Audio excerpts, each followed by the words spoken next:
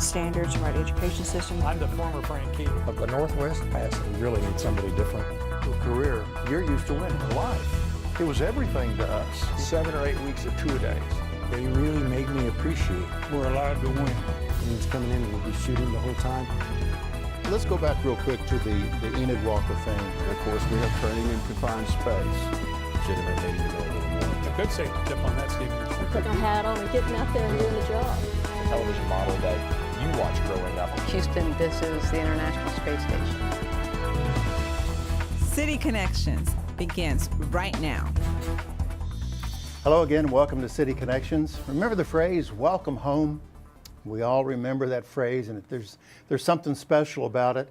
Welcome to City Connections as we talk about the Welcome Home Project. And my special guest today is Geoff Clark to my far left. He is the program coordinator of the Welcome Home Project. And then front and center right here in the middle, Cheri Ezzell, the executive director of Cdsa. Well, both of you, welcome. Appreciate you being here today. We've got a great project and a great topic that we're talking about. First off, Cheri, tell us about Cdsa. People hear that acronym or those initials all the time, and they go, I think it's that community group, and What they do do they do? something. Yeah, what do they do? But kind of just enlighten our viewers and just remind us of the work that you all do. Well, CDSA stands for Community Development Support Association. We're a nonprofit that was founded a little over 30 years ago by just some local people in town. They didn't have any money, didn't have any staff, and over the years we've grown to a pretty large agency with, we employ about 35 people now and several $1 million budget every year. And our purpose is to help people improve lives in our community. So we do a lot of human service programs from early childhood to housing programs and some community development work. And if you walk inside your facility, it's an impressive building. It's rather large. But what will people find, Cheri, when they walk in downtown Enid, they walk in your large building, what will they find and what will they learn? Okay. We've been in the Nonprofit Center on Independence about 5 years. We bought the building and did a capital campaign to renovate it.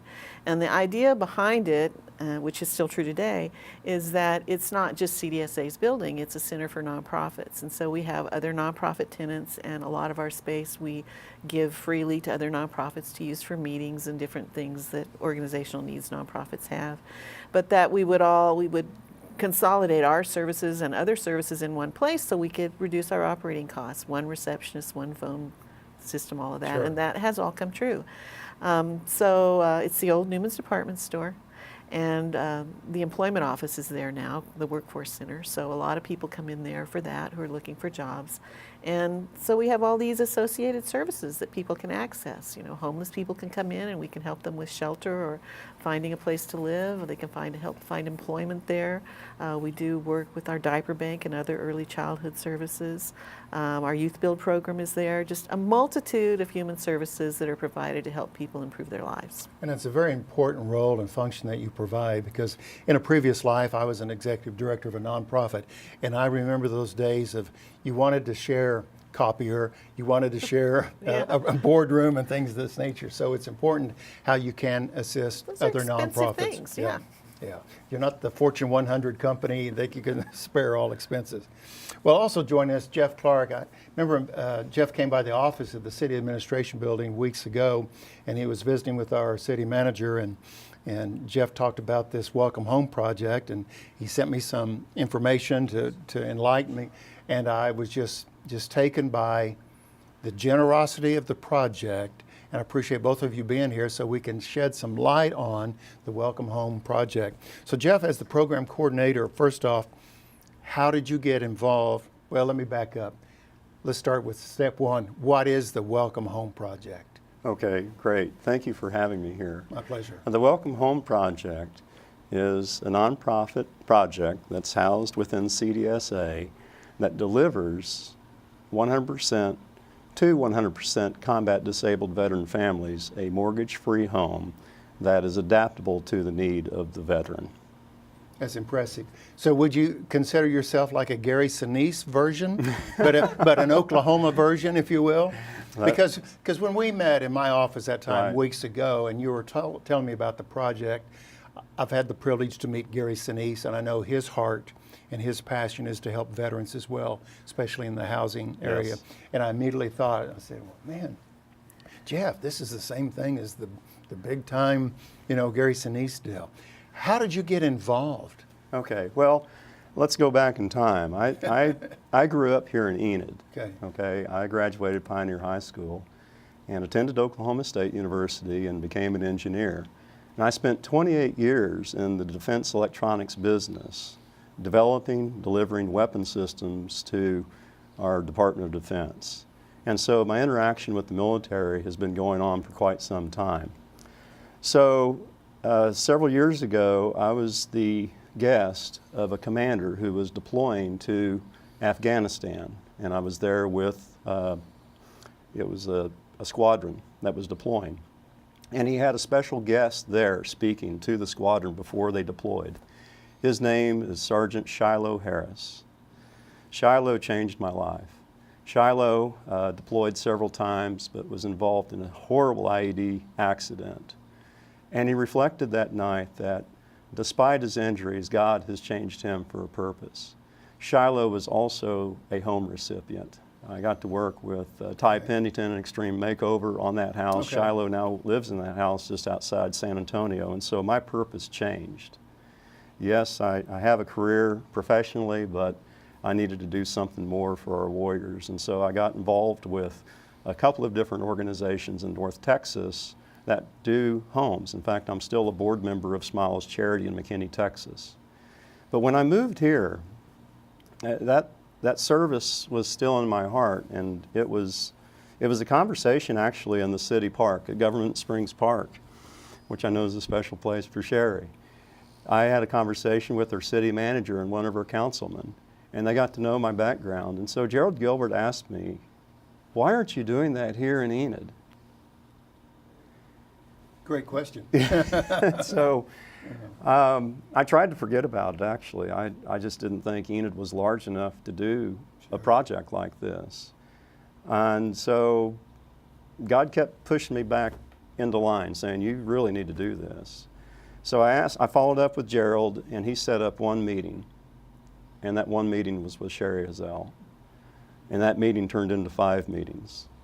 And that's where it started. It started last November. I should tell you that Geoff does this on a volunteer basis. He's not paid by Cdsa. Right. He's coordinating the program, but most of our coordinators are paid, and Geoff's not. So he has Cheri- another job. I have Cheri, a full-time job, right? Does it, as executive director of Cdsa, when you hear this story and you realize that now you can be a partner in a project like this, what does it do to you and maybe your heart, your role of knowing that you're on the right track Yeah. for Cdsa?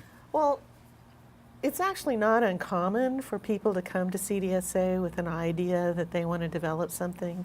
And often I see my role as helping them kind of develop their idea because they're usually not that fully fleshed out. Right. But Geoff came fully fleshed. So, he knew exactly what he wanted to do. He'd done it before. He knew how to do it.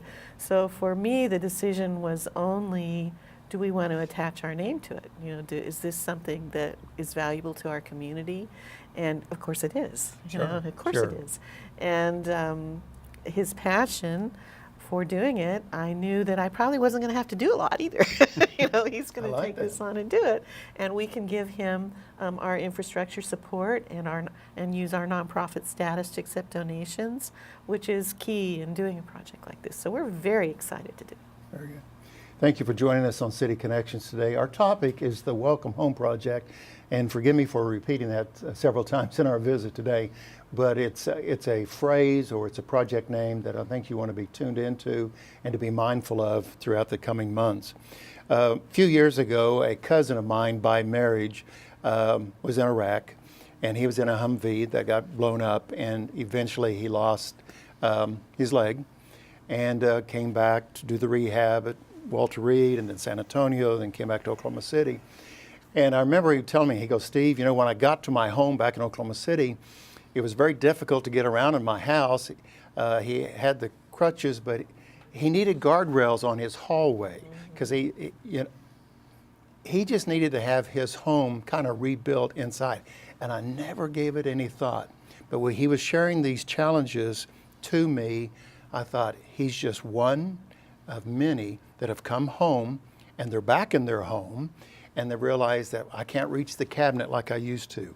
I can't get in the restroom like I used to. And so it really raised awareness. I was just so oblivious to that particular need. So when we visited Geoff, it took me back to when my friend Ed was telling me about those challenges. You have identified an individual and a family here in Enid. Tell us about the family. How does this process go about for them to be the recipient, if you will, of the Welcome Home Project? Okay, great question.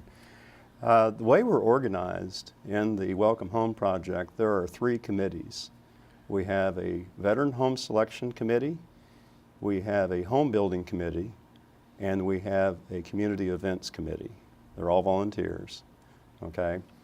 So within the Veteran Selection Committee, I have several members that know people in our community. We have, statistics tell us, there's 97,000 Oklahomans that have 70% or greater disability. My problem is I can't reach out to the VA and ask for the list of 100%ers because that would be a HIPAA violation. So I selectively chose people to be a part of the Veteran Selection Committee who know veterans. For example, I have a representative who sits on the committee who is the Veterans Affairs Coordinator in the state capitol. I have a pastor of one of the largest churches in town. I have a city councilman who is also a veteran. I have the president of the Blue Star Mothers. Cheri sits on that. So there are people who know people in our community that may have this disability. And so the process is we'll accept applications. It's a very simple application process, just telling us a little bit about themselves, that they would agree to be in the home for 5 years, and that they just give us some information from the Veterans Administration about their discharge. And that's it. And so we convened that group. We had 6 applicants this year. We reviewed them all. Here's what was interesting. All the applicants were married. All of them were 100% disabled, and all of them have children. But we selected Sergeant Leroy Watkins this year. Leroy grew up in Enid. Graduated Enid High School, was a Eagle Scout. He, after high school, enlisted in the United States Army. He was an artilleryman, so he did all of his training here in Oklahoma at Fort Sill. Leroy deployed 3 times to Afghanistan and Iraq and was involved in several IED accidents. So as a result of his injuries, we're building him a wheelchair accessible home to help accommodate his needs, to your point. So doorways will be wider. Sure. Walk-in shower, just things to help with mobility and balance. And so it's an adapted home that's really just going to allow him to live a little bit easier. And that phrase of adapted home really hit me because I was so either sheltered or naive or something, but when my, again, cousin by marriage was sharing with me all the challenges, it was like I never gave it any consideration. And I felt, Steve, are you so selfish or naive not to think of other things? But even to his point, moving back into his home, he was introduced to all these challenges that he didn't give any thought about. Right. And he just remember him telling me that when he had handrails throughout the house, how much that helped him to basically hop around, where he didn't have to get his cane or his crutches or whatever. He could still hop around on one leg and stuff. And you know, sometimes vets come home with an injury and then their health over time continues to decline. Right. So sometimes we have to be prepared to make that home address things that are going to come up in the future for them too. So we keep an eye on that. That's a good point. Again, thank you for joining us on City Connections today. Our topic, the Welcome Home Project. We're going to talk about a groundbreaking that will be upcoming in the near future. And also there's a fundraising event. I believe it's a golf event. I love to play golf. I don't get to play golf, but I love to play golf, something you might ought to consider, again, with the Welcome Home Project. We'll be back with our special guests right after this.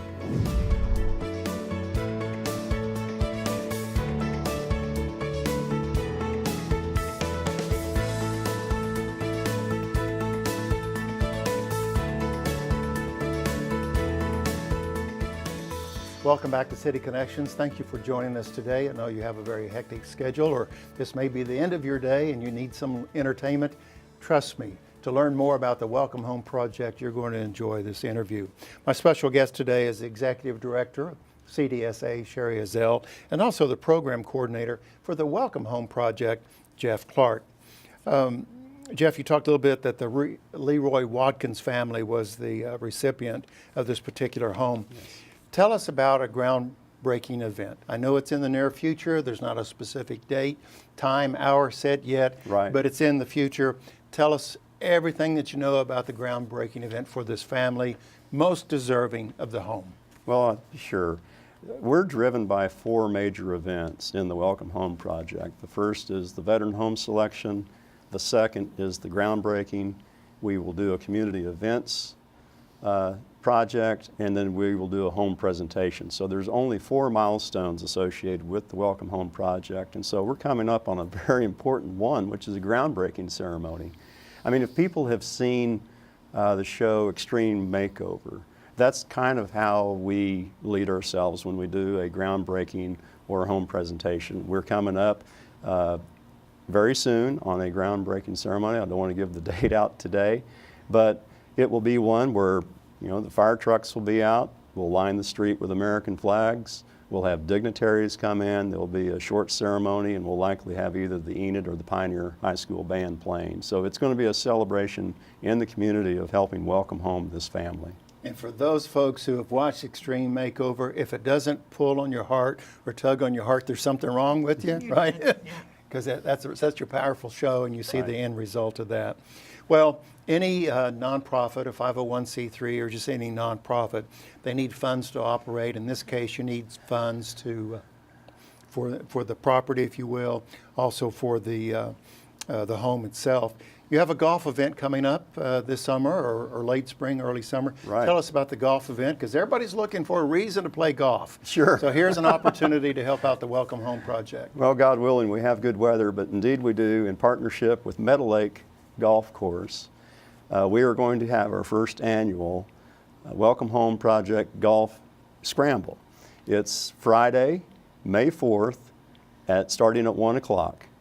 And we have some gracious sponsors where we'll have a barbecue, we'll have snacks at the turn, and we'll even have a live band at the conclusion of the event. So this is our lone fundraiser where we'd like to have as many foursomes come out and whole sponsors as possible to help us raise some money for our charity. During this entire project, you know, Geoff was talking about kind of the 4 different steps of this project. What is Cdsa's role during this, Cheri? Are you just there in the support role? Or This is a project of Cdsa. I mean, our name is on this project, and all donations for this project will come to Cdsa, and so they will be tax deductible. We have committed to charging no cost of operation to any of those funds. 100% of the funds will go directly to the project. Excuse me, Cheri. So a viewer that's watching this said, okay, I'll get my checkbook out right now. Who do they write the check to? They write the check to Cdsa. Okay. We're at 114 South Independence. And just make a little note on it, restrict to the Welcome Home Project, and we'll make sure that 100% of the donation goes directly to the project. I think actually having Cdsa involved does lend some legitimacy to a new project in the community. I think people know us and trust us, and we take that very seriously. So we are accountable for this project, and we will provide the support to it that it needs to make sure it's successful, and then exactly what we say is going to happen will happen. Sure. And I agree with you. Anytime that you associate or attach your name to a project, it brings that credibility to what the event's all about. And I know, Geoff, you appreciate to piggyback to have that endorsement, if you will. Well, let's back up a little bit about the Welcome Home Project. You got to find a plot of land. You got to find a city block. You have to find an acre or whatever. Tell us how do you go about selecting a site to build this home? Well, it's all about much like I would be doing if I was buying a home. First is you look for the school district. Okay. You want to have the kids in the right schools. And so, as I mentioned earlier, our 6 applicants all had children. That's no different with Leroy Watkins and his family. He has 2 children that attend Pioneer schools. And so something that allows them to be in that community is kind of where we're wanting to locate the Watkins family. And future events that I'm, not that I can see into the crystal ball, but I'm sure both of you agree that this thing could take off. There could be additional homes. There could that's be our goal. there could be such a future for this. Right. So for the viewer watching this evening, said, well, you know, we're not able maybe to participate in this project, but you know, we've got a lot as in a land piece somewhere that we'd like to donate or something like that. So there will be future opportunities, right? Oh, right. I mean, This is not a one-time deal, one-time shot for folks. the need is great, the workers are few. And so my goal, our goal is this is something we continue. We're not finished with one home. I've been a part of 13 homes, and so I'd like to continue this. Yes, we're doing a community events, which is a golf scramble this year, but I'm accustomed to doing something very special in the community where we have a concert. I have some contacts in the entertainment business. I know Brett Michaels is dying to come and be a part. Gary Sinise, believe it or not, him personally, would like to bring the Lieutenant Dan Band here to Enid, you know, if we can pull this off. So this year we're starting, we're learning to walk, but my vision is this is an annual event and we really do something special in their community. And we all know the need is there. You don't have to look very far. You know the need is there. Well, we've been talking for 20-some minutes about the Welcome Home Project, and people are saying, okay, how can I help? So how would you respond to that question? Well, they can give money, as we said Write a big earlier. check. Yeah, that's lovely. A small check. Lots of small checks are as good as a big one. And because it is an expensive project, even though we have lots of community support already, businesses that are partnering with us and giving us donations of materials and things like that. And then, Geoff, what else? Well, I'll pick up. The business response thus far has been overwhelming. I've been surprised. To date, we sit with 36 business partners. We will build a home. I mean, the expertise, the heart of our community has shown already. And so I'm very pleased with the support already. But again, donations, I think, is critical. I think, again, land, you know, the donation of land is next. But thirdly is if you want to volunteer, and this is the fun part, this is the give back of the community. I have so many different people who want to volunteer. And so with this program, I'm the program manager, and that's my expertise. But I am able to schedule the volunteers who want to come in and help. And so I've been contacted thus far, you know, various churches, people at Vance Air Force Base, even people from as far away as Fort Sill, Oklahoma want to come and be a part of the project. So contact us, contact me. We have a Facebook page. And what is that site? It is the Cdsa Welcome Home Project on Facebook, and I have some volunteers that monitor the Facebook page. And so write them. In fact, the person who oversees that Facebook page is a veteran himself, 15 years in the Air Force, and so they're all in. And so we will find you, we'll work with you, and I'll tell you when you can come in and volunteer to help build the home. Besides the Facebook account, is there another way to learn more about the Welcome Home Project? Is there a phone number? Is there a website? Is there any other avenues for people to reach out to? Facebook is really the only thing we have on social media. I mean, we have email accounts. Of course, right. And that email is, and we'll put that on the screen as well. But right. Well, all our emails are the same. It's our name, right, first name, Cheri.Ezzell at cdsaok.org or Geoff.Clark, Geoff right. Clark at cdsaok.org. Well, we'll put that on the screen as well. Encourage people to participate. Sure. I've really enjoyed our visit today. When you came to the office weeks ago, I just thought of any project. There's so many great projects going on in the Enid community, but this one just kind of rose to the top real quick. I appreciate your heart's desire to make a difference in the community this way, and Cheri, your role to kind of get it under the umbrella of CDSA. So I want to give both of you the opportunity as we close out our visit today. What have I overlooked to ask, and what would you want to share with the viewing audience as we conclude our visit today? Cheri, you first. Well, you know, I know Enid as a town that really does give, and I think this project, because it's tied to the military, is one, you're right, it's going to be very close to people's hearts. We Vance Air Force Base is important to us, and we have always supported the military here, and this is an opportunity for us to do it in a really concrete way. So I hope that people will step up and help us do that. Thank you. Geoff, your turn. Okay, thanks. Anytime I get an opportunity to talk about our veterans, we're using the Cdsa Welcome Home Project as a platform to speak. I'm going to remind our community about our veterans returning home. I would want them to educate themselves about the struggles that they face every day, primarily with TBI, traumatic brain injury, as well as PTSD. We need to educate ourselves. Yes, we're bringing home a very special veteran family, but get to know their difficulties, and so know how to respond to these veterans when they need help. We lose 22 veterans a day to suicide. We can change that. And I sincerely appreciate both of your efforts to make that difference as well. It's called the Welcome Home Project, and again, we'll continue to air this interview and talk among yourselves on how you can get involved in the Welcome Home Project right here in Enid, Oklahoma. Cheri, Geoff, thank you very much for being here today. Thank you. And you always have an open invitation to come back because I know there's going to be updates. Sure. And I know as we go through the process, we need to talk and keep everybody informed. You have that platform right here to keep everybody involved via television, and we'll get the word out. Thanks for being here. And thank you for being here today on City Connections. We sincerely appreciate your time as we talk about a very important topic that impacts the lives of everyone here in Enid and the surrounding area. I'm Steve Kime with the City of Enid. Thank you for joining us on City Connections, the Welcome Home Project. Remember how good that sounds, welcome home?